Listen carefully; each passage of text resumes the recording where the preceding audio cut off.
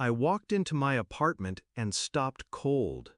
Boxes stacked against the walls, toys scattered across the floor, a stroller blocking my hallway, and in the corner, my clothes, dumped into trash bags, shoved into the garage like I was a stranger in my own home. My stepdad's voice broke the silence. "She deserves this apartment more than you." His daughter, his favorite, his blood. My mother just stood there, arms folded, silent, not defending me, not even ashamed. She looked away as if my pain were inconvenient. That was the moment something inside me snapped. I thought back to when he first entered our lives. I was 12, a lonely kid clinging to the hope that maybe Mom's new husband would care. At first, he smiled. He bought me ice cream, asked about school. I thought he was trying. But little by little I saw it. The favoritism, the way he spoke about his daughter as if she were royalty, while I was background noise. Mom noticed. She chose not to see.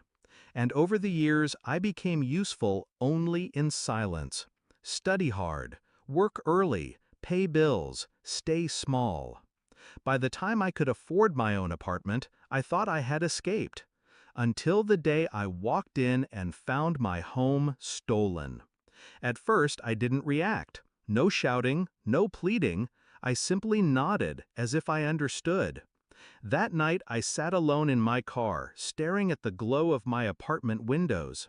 The shadows of their family moving through my space, laughing, claiming what wasn't theirs. My rage was sharp, but my mind was sharper. If they wanted a game, I'd play it, but I would choose the rules. Step 1. Silence. I didn't fight them directly. I let them believe they had won. Step 2. Research. I pulled every lease agreement, every legal document. My name was on the contract, not his, not hers, mine. Step 3. Patience. I waited until they settled in, until they grew comfortable, confident, until they stopped looking over their shoulders. Then I began. I contacted the landlord, explained the illegal occupants, forwarded pictures of their things inside my unit, provided proof of my signed lease, every payment on time, every receipt in order. The landlord's silence spoke volumes. Liability, lawsuit, eviction. But that wasn't enough. I wanted them to feel what I had felt: humiliation, displacement, betrayal. So I made sure word spread. Neighbors, extended family, even church friends. Everyone learned what they had done, moved into my place, tossed me aside, claimed it as theirs. Whispers travel fast. Reputations crumble quicker than walls. The confrontation came 2 weeks later. A notice on the door, an eviction warning.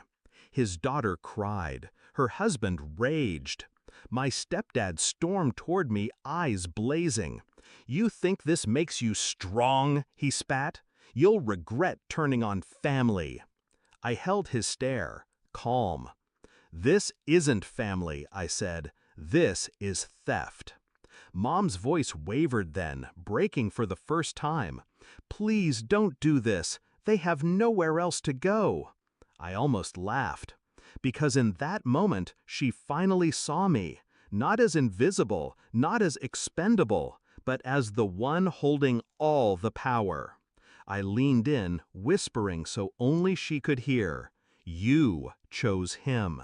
You chose her. And now you lose me."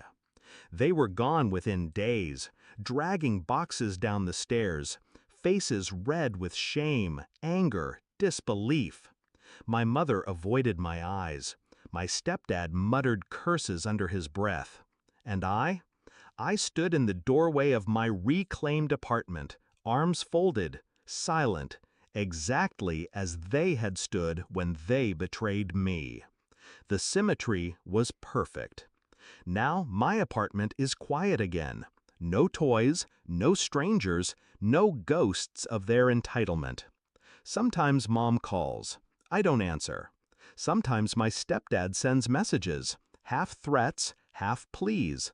I delete them without reading, because I'm done being the background character in their play. I've written my own ending. And the best part? I didn't need to raise my voice. I didn't need to lift a hand. I just let their greed choke them. And I watched as the weight of their choices dragged them down. Revenge doesn't always come with fire. Sometimes it comes with silence, with patience, with a single, well-timed signature. They thought they could erase me from my own life.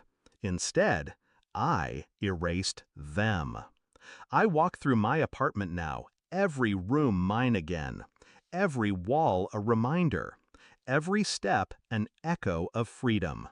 And when I close the door behind me at night, I smile, because I took back more than a home. I took back myself.